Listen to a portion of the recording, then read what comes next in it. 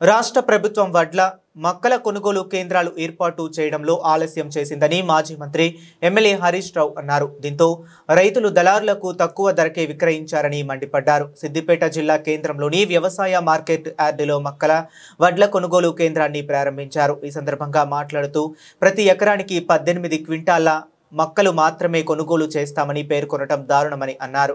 సగం మంది రైతులకు రుణమాఫీ కాలేదని, అన్ని పంటలకు బోనస్ ఇస్తామని సీఎం రేవంత్ రెడ్డి ఇవ్వటం లేదని తెలిపారు.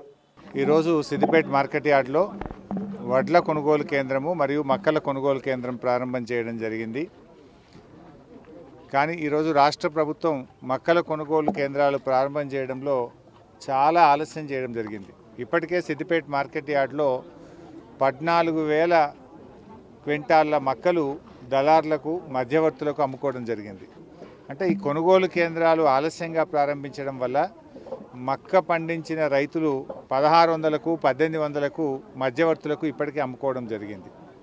పైగా ఇప్పుడు మళ్ళీ కొత్త నిబంధన ఏం పెడుతున్నారంటే ప్రతి ఎకరాకు కేవలం 18 క్వింటాలు మాత్రమే కొంటామంటున్నారు.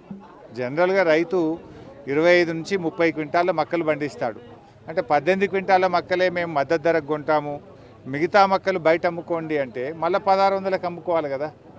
నేను ముఖ్యమంత్రి రేవంత్ రెడ్డిని డిమాండ్ చేస్తూ ఉన్నా, పండిన పంటంతా కొంటామన్నారు, బోనస్ ఇస్తామన్నారు, మళ్ళీ ఎందుకు ఈ కోతలు పెడతా ఉన్నారు?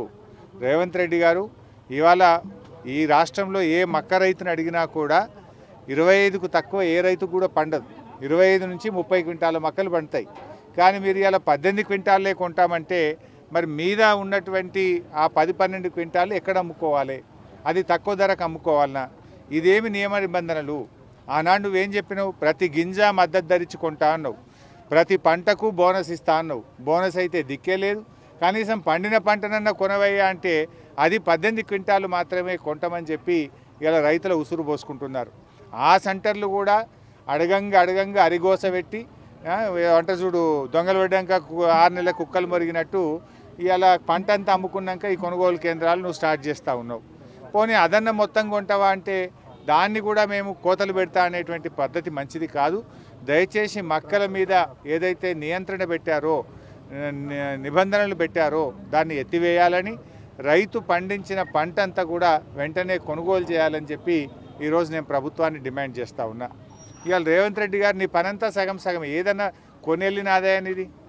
నువ్వు రుణమాఫీ చేస్తా అంటివి, సగం చేస్తేవి, సగం ఎగ్గొడుతీవి. రైతు బంధు ఇస్తా అంటివి, 2 పంటలు ఇస్తేవి, 2 పంటలు ఎగ్గొడుతీవి. బోనస్ ఇస్తా అంటివి, అన్ని పంటలకు ఎగబెట్టి ఒక్క వడ్లకు మాత్రమే బోనస్ ఇస్తా అన్నావు. ఆ బోనస్ కూడా ఒక పంటకి ఇచ్చినావు, ఒక పంటకి ఎగ్గొట్టినావు.